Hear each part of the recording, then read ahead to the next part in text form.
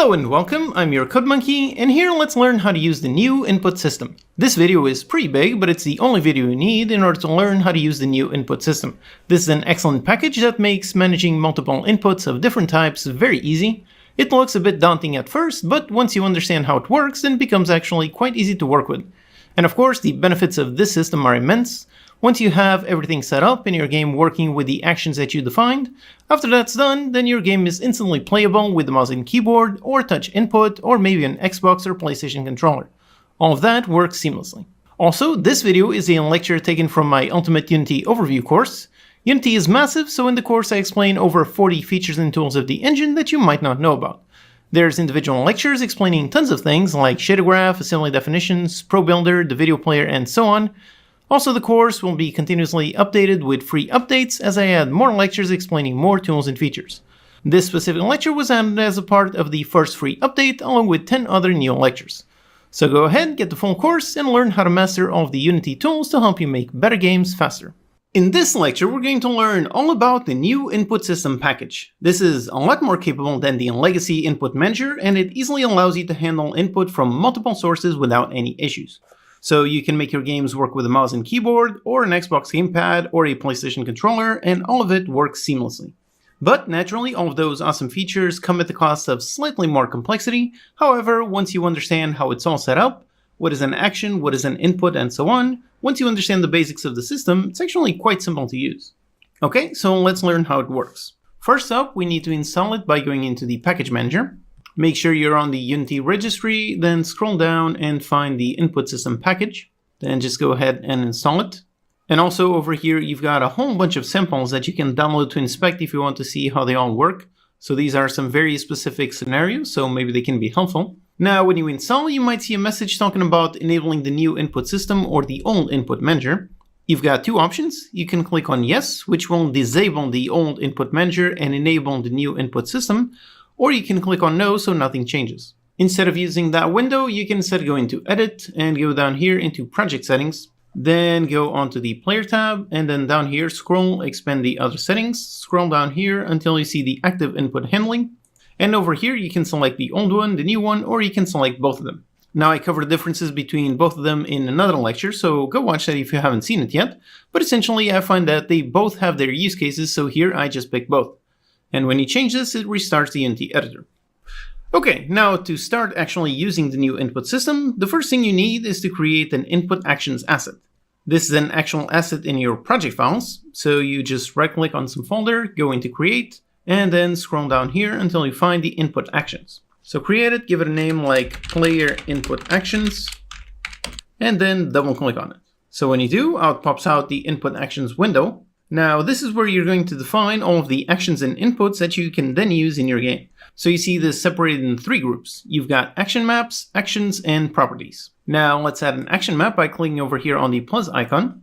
So an action map is how you organize various actions. For example, if you had a game where you have a player that can walk around the world, but also enter vehicles, you would make one action map for the player walking, another one for the vehicle inputs, maybe yet another one for the UI for while the game is paused, and so on. So using multiple action maps really helps keep things nice and organized by having distinct action maps instead of just a huge list of actions. So let's call this one just the normal player. Next up are the individual actions. So this is what actions your game can take, like for example move or shoot. So for example, let's name this simple action just jump. Then over here on the properties, you can see the action type. So it's a drop-down menu. You can select from value, button, and pass-through. Now value is for continuous inputs, so something like movement being controlled by a joystick would be a value type. Button is, like the name implies, for things that work like buttons, so something where you press and release. Then pass-through is similar to value, but it bypasses something called disambiguation, which is a process through which the input system decides which input is active. But for now, don't worry about that. Let's just focus on value and button. Now this is a jump action, so let's make it a button. Then we have interactions. This is the various ways that we can interact with an action of this type. So for a button, you've got the hold, multi-tap press, and so on. If you just want a basic button press, then you don't need to add anything. That's the default. And finally, processors. So this is how you can apply some processing to this specific action itself. This is more useful for when dealing with joystick inputs, for having a dead zone and so on, but we'll see that in a bit. Okay, so when you create a new action, it also created a new binding. If it didn't, you can just right-click and add a binding. So the binding, this is the actual physical input that we want to tie into this action. Then for selecting the physical input, you can click on this drop-down menu and manually select it. So go into the gamepad, and over here you see all of the various buttons that you can map. Alternatively, for more advanced use case, you can turn this into a text box and over here type in the actual button. This is a special syntax used by the input system, so again, for now, don't worry about that. Let's keep things simple. And the simplest of all is just to click on this button that's named Listen. So when you click, now you can press any key you want. So in my case for jump, let's press the spacebar. And there you go, that one listens to the spacebar on the keyboard and just select it. All right, so with that, we have the most basic input asset done. We made the player action map. Inside, we defined a jump action. We made it so that it works like a button, and we bound that action to the physical spacebar input. Now let's see how to actually use this to jump an object. And also one very important thing that you cannot forget is to actually save this asset. So up here you've got a button for save asset. And up here on the title for this window you can see a little asterisk. This means that there are unsaved changes. So when you see that, make sure you save it. And also up here on the right side you have a toggle where you can enable to autosave. So the reason why this is a toggle, not simply enabled all the time, is because of the C# class generation, which we're going to see in a bit. But until we do, turn this on and make things simpler. Okay, so now that we have over here our actions working, in order to use them, the simplest way is with a pre-built component. So I've got my testing scene here. I essentially just got a floor, and then I've got a basic sphere object. So I want to jump the sphere. And now over here, let's add a component, and let's search for player input. So this is a built-in component that is really useful for working with the new input system. Over here, you can see it takes an input action asset. So just drag the one that we created. There it is. Then we've got the default map. Right now we just have one, so let's default to that one. Then we've got some more advanced use cases for dealing with the UI, camera, and so on. So just leave these at none. And then you've got the behavior. So this is how the actual notifications of each action are sent. And over here, you've got various methods you can use. So first of all, you've got send messages, which uses the Unity send message system. So it triggers functions with these names on any script attached to this game object. Then the next one is broadcast messages. This one is similar to send message, except that it also triggers functions on any child objects. But most of the time you should use one of the other two. So either Unity events, which you may already be familiar with, or basic C# events. So let's see the Unity events. Now here we get an events tab that we can expand to see all of the various events that this object will fire. So by default we've got these three. So when it's triggered when a device is lost, for example a gamepad gets disconnected, regain, so the gamepad gets connected again, or controls change, so for example you swapped from the keyboard to the gamepad. So these are normally Unity events, so you can click on the plus icon, select an object and a function to trigger them. And then up here you've got the player, so that's the specific action map that we created. And up here we've got the jump. So this is the event that we made, the actual action. So this is where we can trigger something. So let's make a script that we can then feed into here in order to have our event. So up here I'm just going to make a basic C# script. Call it testing input system. And here let's attach it to this game object. Okay. Now in here let's just make a very simple function. So let's make a public void jump. And on jump let's just do a debug.log jump. Okay, just very basic. And for the object, let's drag this game object as the object. And for the function, let's go down to the testing input system and the jump function. Okay, so like this, let's test. So here I am, and as I press the spacebar, yep, there you go, I've got the log. All right, it does work. Now let's just make the rigid body jump upwards. So just for fun.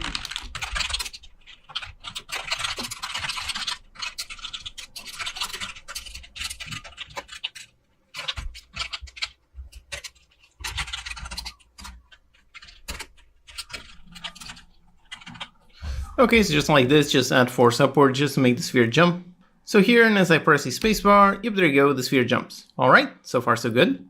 Now, however, there's one interesting thing that you might notice, which is even though I press the spacebar just once, over here we actually see 3 logs. Now, the reason for that has to do with the various phases that the input system goes through. So it's essentially one log for when the button was pressed, another one for the button is currently pressed, and finally for the button release. If we expand the event, we can see that this event can be called with a parameter of type callbackContext. This is the type that contains more data on specifically how the button was pressed. So let's modify our function to also include this parameter. So back in our script, let's add using Unity engine.input system. And then we can modify this one. And we're going to receive of type input action dot callback context. Then of course, if you want, you can just right click, go to definition and inspect all of the source code. So all the various things that this one does. But over here, let's just see the actual phase. So let's set into the log the context.phase. And back in the editor, since we modified the function, let's assign it again. So once again, the jump function. There you go. So let's test. Okay, so here, and as I press the spacebar, and yep, there you go, you can see the various stages it goes through. So the start, so that's as soon as I press. Performed, so that's I'm currently pressing it. And canceled, which is when I release. So these are the three separate stages that the input system goes through. So for example, for a button, chances are you really only want it to be triggered once when the button is pressed. So you can use the performed event. You can either test if the phase equals phase.performed, or you can just go if context.performed. So this is a simple boolean that simply returns true if it is in the performed phase. So if on the performed, then you do this. Okay, so like this. So here I am and I jump, and there you go. It jumps much less because it's only being applied the force once, and you can see that we just have one log. All right, awesome. So that's one way to make it work, by using our input Unity events. But then like we saw, the other method is using C# events. So let's see how this one works. So when you click, these are C# events, so they are not visible in here in the editor. So the way you subscribe is like any other C# event, so it's through code. So first of all, let's get our component. So private, it's of type player input. Okay, so we get that one. And then through there, we can see all of the various events that it has. So it's got the default ones that we saw a while ago. So on device lost, regained, and on controls changed. And then for the various actions, you've got this one on action triggered. So regardless of how many action maps you've just got this event. So as you might imagine, the one big difference is that this one is triggered for all actions on all action maps. Now, right now, we just defined one action, but if we had more, then any action input would fire this one event. So let's simply subscribe to this one. And as you can see, this one takes a parameter of type callback context.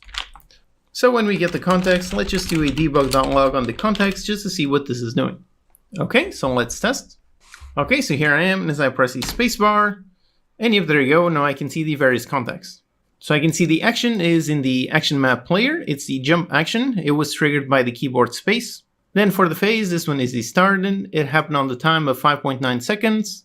And once again, the key, keyboard space, with a value of 1 and no interaction. So you've got the started phase, the performed phase, and the canceled phase. So in order to use this method, then you do some identification over here on the action field. And depending on what action it fired, then you do different things. But if we're going with this method of using this built-in player input class, then I think it makes more sense to use Unity events for this one. So again, you can use both, but here I'm going to switch back. So just like this, and make sure that on jump event, it triggers the jump action. Okay, so now it's a good time to look into action interactions. So back in our input manager, we've got the jump action over there. It's of action type button. Okay, and we've got the interaction. So let's add one. Let's, for example, look at the hold interaction. Then if you want, you can set how long. So how much time do you have to hold the button before it's actually triggered as a hold event? So you can use the default. So just tick this box or untick and set anything that you want. And like this message says, you can click over here to open the input settings. So this opens up the project settings and goes over here to the input system package. And you can then create a settings asset and modify all the defaults. So let's test just with the default, so just the hold. Once again, don't forget to save just in case you have autosave disabled. And back here, we are not using C# events, so let's just clean up the code, just get rid of this so it's easier to understand. And over here on the jump, let's actually do a debug.log on the entire context. Okay, so we had the hold interaction. Now let's see just how often this function will be called. So here I am, and if I just quickly press, yep, we can see we've got the started and the canceled phase, but we did not get the performed phase. That is because we did not hold on for long enough. And the sphere itself did not jump because it only jumps on the performed phase. So if I click and I hold, after half a second, then it does do the performed, and now as I let go, now it does the canceled. So as you can see, the interactions are super useful for making some more complex actions. And again, remember that everything that we're doing here, we're making it work with the keyboard, but if we add another binding, it would also work with the gamepad or touch or anything else. And also this is a list, so you can have multiple interactions. So you could have a hold, then a slow tap, and so on. Although ideally, chances are you would make them into separate actions. Okay, so that's interactions, and then you've got the processors. Like I said, these aren't really very useful for buttons, but you can, for example, add an invert processor. And right now, before we hit play and clear the console, we can see that as we were pressing, we were getting over here the value of 1. So on the started and performed, we've got a value of 1, and then on cancel, we got a value of 0. Now if we add the invert processor, so now as I click, and yep, there you go, now instead of +1, we get -1. So these processors apply some sort of processing on top of the actual event. This is going to be more useful as we get into the movement joysticks, but we'll see that in a bit. Okay, so with this, we have covered the absolute basics. And we also saw how the built-in player input component works. But like I said previously, you also have the ability to generate a C# class and have a lot more control over it. So let's go into the project window and over here select the actual input actions asset. Then you got a button to edit the asset, which opens up this window, and then you've got a toggle for the generate C# class. So you can take this one and then you see all of these inputs. So if you want, you can modify what file they're going to be generated in, what class name, what namespace, and so on. But here, just leave them as default and hit on apply. So as you do, you can see over here that it generated the C# file. So over here, the player input actions. Now, if you want, you can open and inspect this. It just generates all kinds of functions, fields, and events based on the input action. So for example, we defined a player action map, and over here we can see the player action map right in here. And then for the player, we define some actions. So we define the jump action. So over here, we can see an interface that implements the jump action. Over here, the player actions. So all of this code is all dynamically generated. So we've got our jump action and the various events started, performed, and cancel. So you really don't need to worry about how this script works, but if you want to, feel free to inspect it. So back in our testing input system, here in order to use that, we just need to create an instance of our generated C# class. So it's called player input actions, so new player input actions. So just construct this object. And then on this one, we need to access the player action map, and then we're going to access the jump action, and finally we're going to subscribe to the performed event. So just += and subscribe to this one. And there you go, the signature is exactly the same. So on jump performed, you've got a callback context, and then over here you can do anything. So let's use this exact same function instead of creating a new one. So just like this, let's see if this works. And just up here right now, we're no longer using the player input. So let's actually remove this component. So we're just going directly through the C# class. So let's try. Here I am, and as I hit space, and nope, nothing happens. Now that is because we need to make sure to enable this input action. So by default, when you construct, this is actually disabled, so it's not actually listening to input. So in order to enable it, we actually have various ways we can do that. We can go directly into the player input actions and call enable. However, if you do it like this, it will actually enable all of the various action maps. So if you had one for the player, one for a vehicle, one for the UI, all of them would be active at once, which is probably not what you want to do. So instead of enabling the entire input actions asset, you can just go into the player. So just go into this action map and just enable just this one. And now here, if I hit space, yep, there you go, everything works. So I've got the performed action, and it triggered the jump, and it jumped the rigid body upwards. And again, note how here we only have one log. That is because since we're going through this one, we are only subscribing to the performed event. So if we wanted, of course, we could also subscribe to the started or the canceled event. But chances are we just want to perform, so this is actually much better. Okay, with this working, now let's add some more actions. So on the input action asset, let's add another action. So we click on the plus button here. Let's name this one movement. And now here is the reason why there's a toggle for the autosave, which is because of the C# class generation. If you have the generation enabled and you change just one tiny thing, so for example over here, change from button into value, as soon as I change, then you can see down there that Unity is compiling, so everything is frozen, I gotta wait a bit, and so on.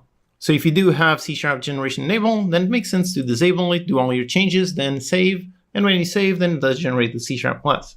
Okay, so this is our movement action. Then over here for the action type, this is not a button, so we're going to use value. And then you can see a field for the control type. So this is if you want to limit it to a specific type, like for example, only allow the D-pad or analog inputs or anything. Or you can also go with any if you're not entirely sure.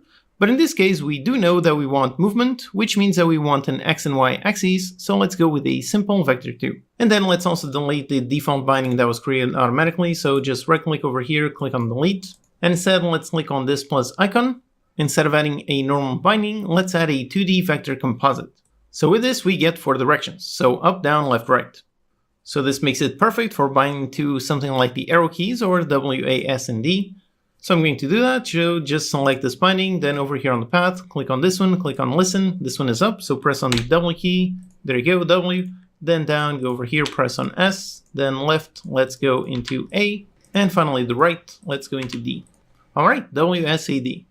So again, don't forget, click on the save asset. So now it's going to regenerate the C# class. And now once again, you can either go through the player input component or access the C# class directly. So let's use that method since we're already using it here. So for that one, let's go into the player input actions. Then we're going to go into the player action map. And now the action is named movement. And let's subscribe to the performed event. Okay, so when that happens, let's just do a debug.log on the context. Okay, so let's test like this and see what the context contains. So here, and I'm going to press the W key, and yep, as soon as I do, you can see that happened. So you can see the context triggered on the player action map on the movement action, which has all of these bindings, so W, A, S, and D. This was a performed phase on this time, and if you look a bit further, you can see over here the value. We've got a value of 0.0 and then 1.0. So I press on W, so that means I've got a 1 on the Y. Then if I press on the S, I've got 0, -1. If I press on A, I've got -1, 0. Press on D, and I've got +1, 0. So we've got the perfect vector 2 in order to actually move our sphere. So let's use that to move our rigid body. So up here on the context, in order to read the actual value, let's go into context, and then you call the function read value. And this one takes a generic for the actual type. Here we have a two-dimensional array, so let's read it as a vector 2. And now in this case, this is the movement direction that we want to apply to the rigid body.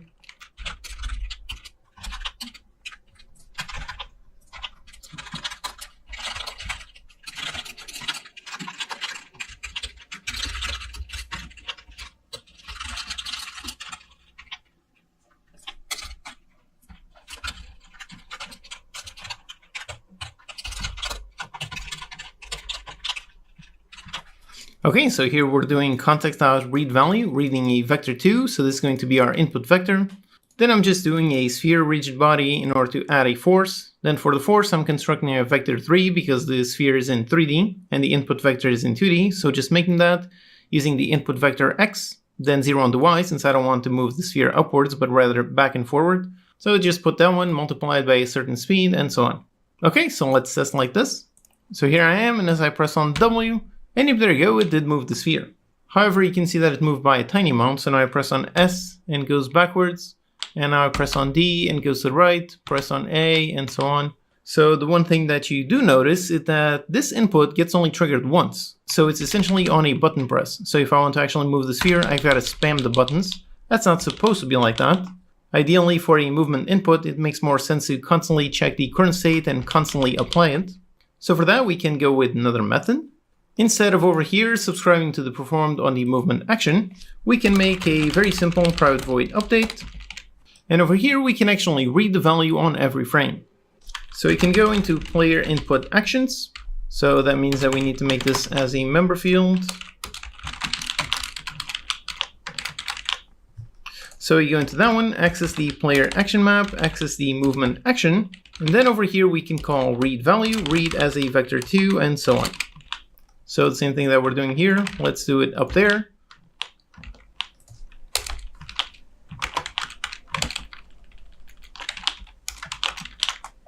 Okay, so the exact same thing, except on the update, we're going through the player input actions, player movement, and so on, and then applying the force, and everything should work.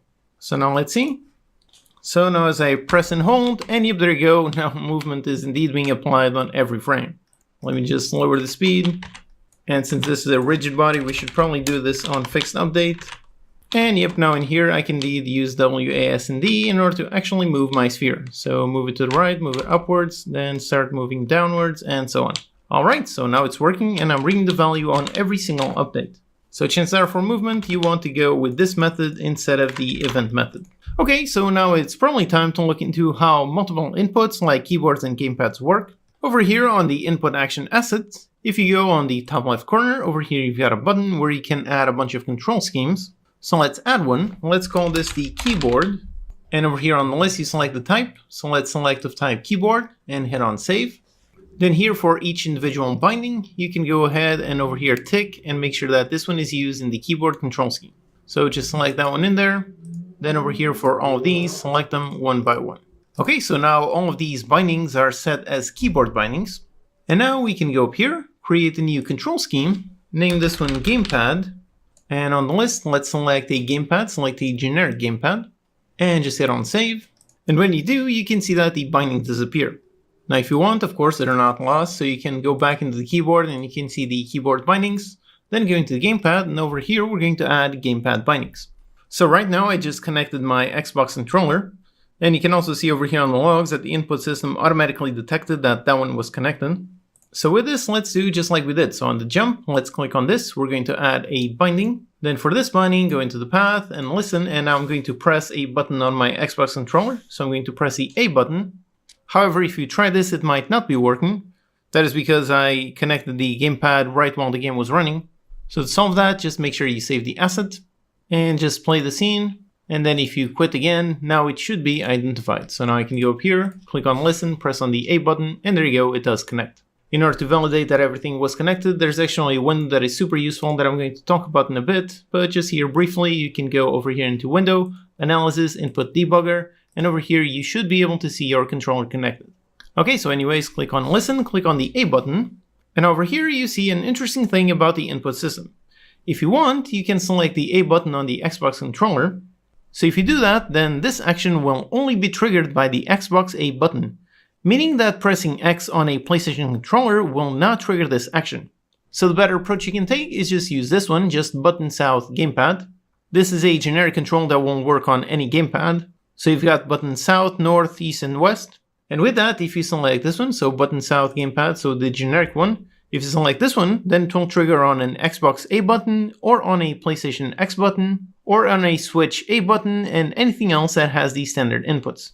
Okay, so that's the simple button input, okay. And then over here for the movement, let's click on this button.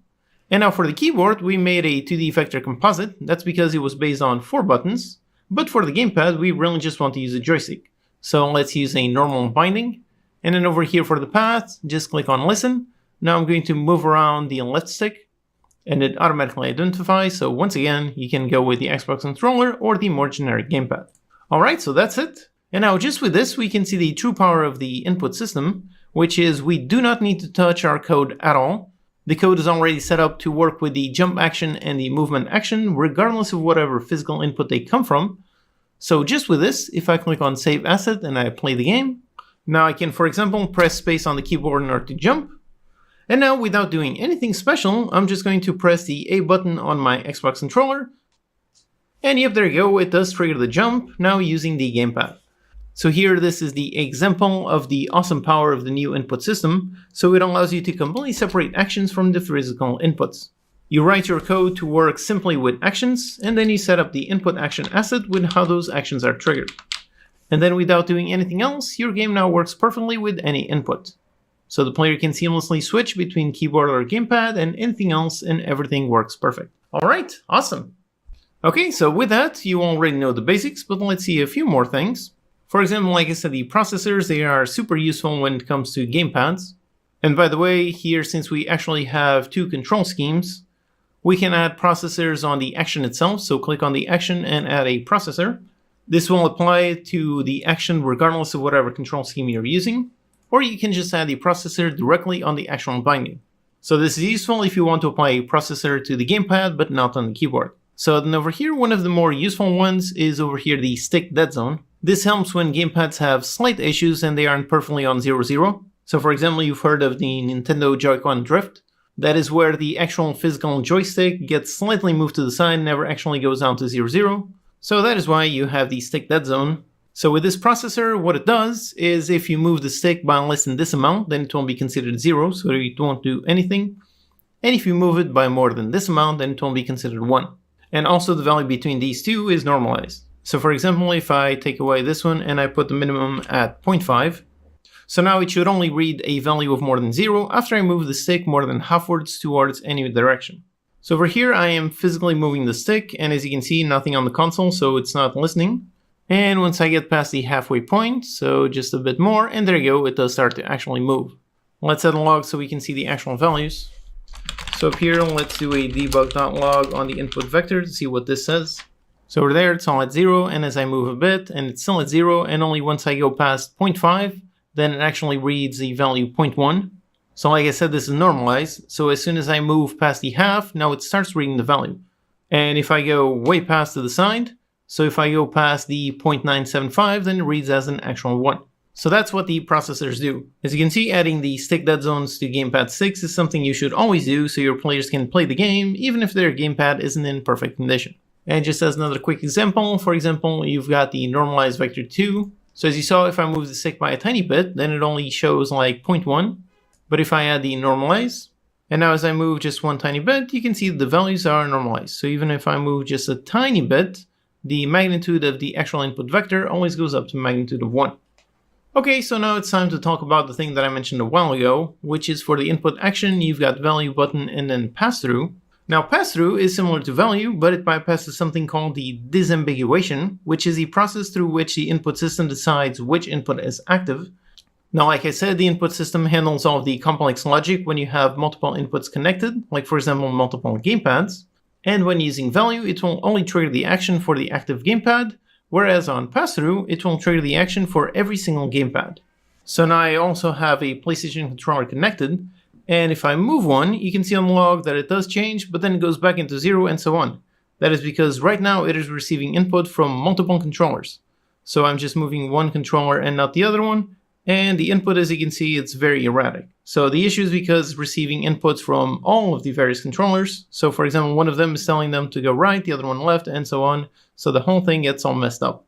Whereas if I set this back into value, and over here, if I'm moving using the Xbox controller, yep, now the log is actually correct. So it's only listening to input from the Xbox controller. And now if I instead start moving the PlayStation controller, now it's listening to input from that one. So now it only listens to once at a time. So only the one that is active gets listened, all of the other ones get essentially ignored. So pass-through is useful for if for some reason you want to read input from every device at once, but for the most part you really want to use value. Now, so far we've been playing with an input action that we created from scratch. However, if you want to quickly get it up and running, you can also use the default. So if you go onto a game object and then add the player input component, if you do not assign anything here and instead you click on this button, then it asks you for a path, so you can save it, and it automatically creates the default input actions asset. So this one is pre-filled with a bunch of action maps and a whole bunch of actions. So if you want, you can use this as a starting point instead of building your own from scratch, or you can just look at this one to inspect and see how they implement things. So this one has got all kinds of control schemes, the 2 action maps, all kinds of actions, and so on. Now, on the lecture where I covered the differences between the input manager and the input system, I said that the input manager is just more simple and more compact in general. While that is true, the input system can also be very compact if you want it. So for example, just testing for a simple mouse click, you can do a private void update, and on update, you can go inside the mouse, access the current active mouse, go into the left button, and then check was pressed this frame.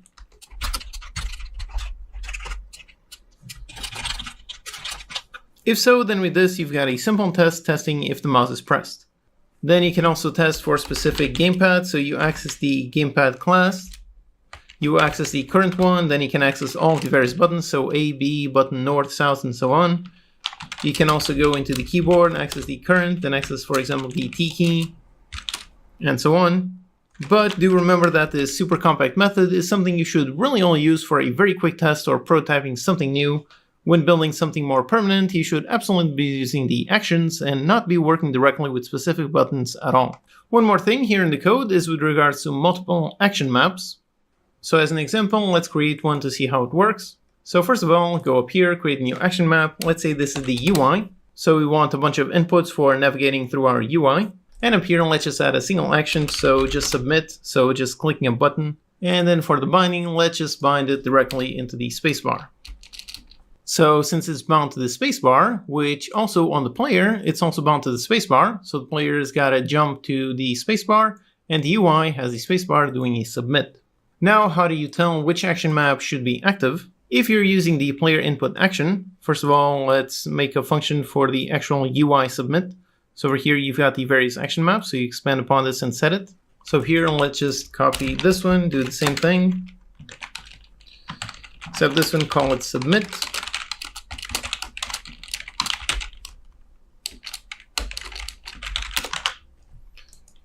Okay, and now here, let's just hook onto that event. Okay, so we got both events, both of them triggered by the same physical button, but they are on different action maps. So over here on the player input itself, you can see the default map. So this is the starting one. So you start on the player or the UI or so on. And now how you change them is over here through code. You've got the player input, so you get the component and so on. And then you trigger the function switch current action map. You do that, and then you pass in the map name or the ID. So let's use this super compact testing that I mentioned previously. And instead of the mouse, let's go with the keyboard.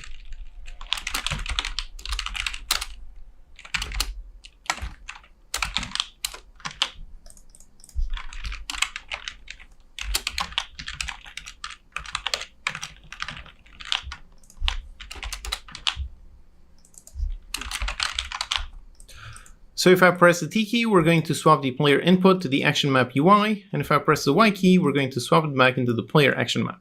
And then by pressing space, we should see either this function or this function. So let's see. Okay, so here I am, and as I press space, and yep, it's firing the jump action on the player action map. Now I press T to swap out the actual default map.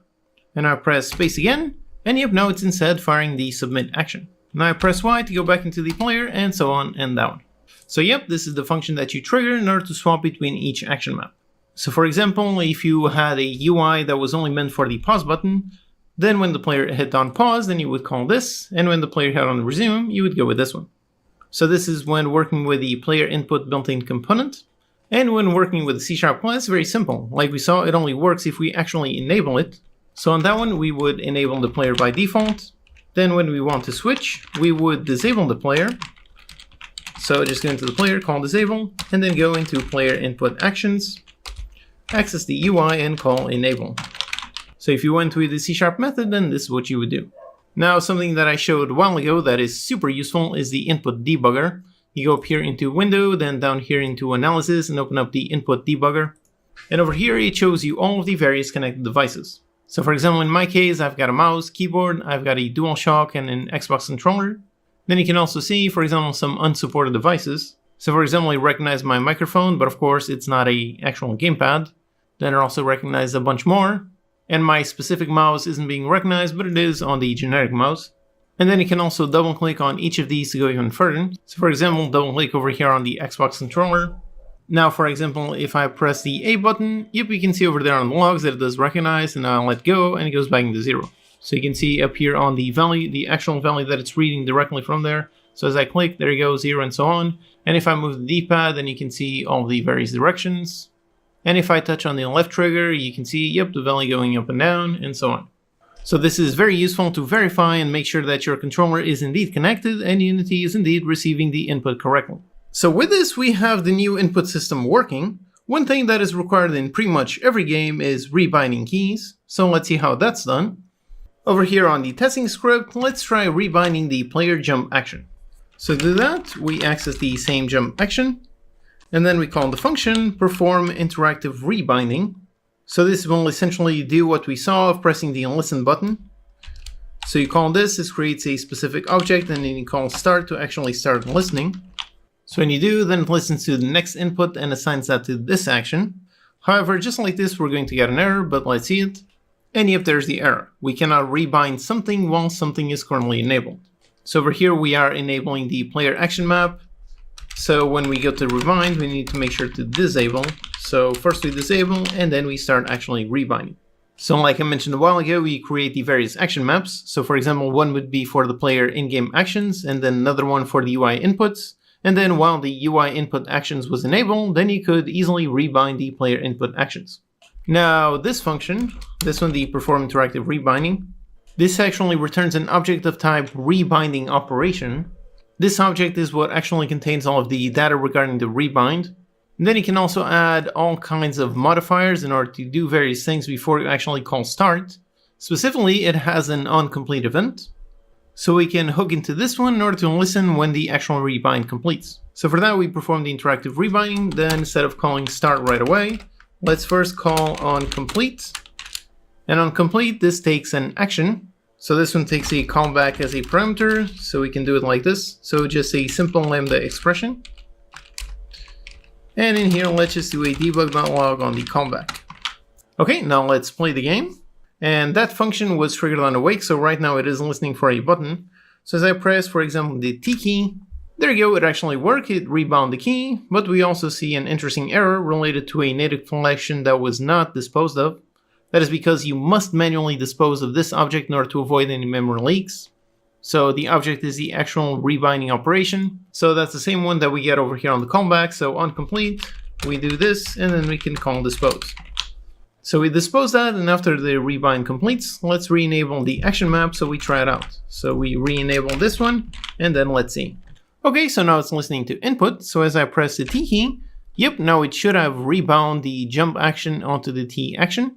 So if I press the spacebar, nope, it no longer jumps. And if I press T, yep, now it does indeed jump. All right, great. Now, like I said, there's tons of filters you can apply in here. You can inspect the rebinding operation to see all of these various filters and things. So for example, you can add a canceling button, or you can limit the expected control type, or for example, you can limit some controls. So for example, you do with controls excluding, and then let's say excluding the mouse. So with this, I won't be able to rebind this action onto the mouse. So if I'm here and I click with the mouse, then nope, it's not rebinding because the mouse is not accepted. But if I press a different key on the keyboard, yep, there you go, now it does a rebind. So with that, we can now rebind our actions. So I rebound this to the T key, so as I press T, it actually jumps. Okay, great. However, now if I stop playing the game and I start playing again, and now I press the T key, and nope, it's not jumping, it's once again back to the default, back to the space. So naturally, we need to actually save the rebinds. And for that, there's actually two ways, depending on what version you're using. Now, if you're using version 1.0, then you need to manually save them. But if you're using version 1.1, then there's a much easier process. So when you actually rebind, so after the onComplete, it actually changes one thing in the asset. So for example, over here on the callback, you can access the action. And then for each action, you've got various bindings. So you can cycle through this one, or in this case, we just have one, so just 0 for testing. And then for each binding, you've got a field for the override path. So let's look at what this log. And as I press the T key to rebind, there you go, it did rebind in order to the keyboard T. So if you're using version 1.0, then this is what you need to do. You need to go through your input actions, go through all of the action maps, cycle through all of the bindings for each action, and save up the override path. However, if you're using version 1.1, then there is now a function to return some JSON for all of the overrides. So you just call this function and it returns a JSON string, which you can then easily save in a file or the player prefs or anything, and then another function for actual loading them. So depending on your version, you've got two different methods. Okay, so the last thing we need to cover are the touch controls. You can define the bindings like any other. So for example, if you look on the input actions that are created by default, on this one for the control schemes, you can see it does have a touch control scheme. And that one, you can see that it does have the very specific touch controls. So you can do this to set up the individual bindings. But beyond that, there's also a super useful built-in component. So here, let me make a canvas. And then inside the canvas, let me make an empty game object.